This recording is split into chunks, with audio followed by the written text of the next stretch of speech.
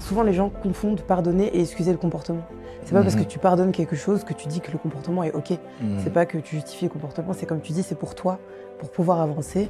Mais je pense que, j'ai eu cette discussion en plus il y a pas longtemps, il y a des gens qui, comme tu disais, ont besoin de cette haine. Tu parlais de nourrir la haine. Elle sent sa colère, elle a plus d'identité.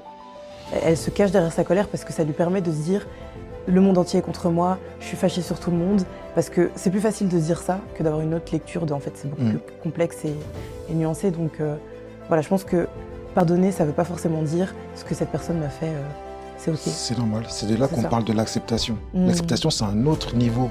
Le pardon, c'est quelque chose qui doit être universel.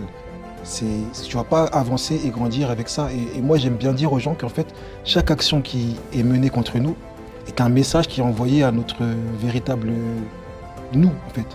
Ça veut dire que quand tu vas vivre une action, ça va révéler qui tu es à travers l'action. Il y en a, par exemple, qui vont être, je ne sais pas, trompés et qui vont se dire, bon, j'étais trompé, cette personne-là n'est pas peut-être pour moi, je m'en vais. Il y en a qui vont être trompés et ça va leur renvoyer à leur manque de confiance, leur manque d'estime. Donc en fait, ça ne dit que quelque chose sur toi, l'action des gens. Donc, garder quelque chose qui a juste révélé qui tu étais, c'est un petit peu contre-productif. Ouais. Voilà comment je vois les choses.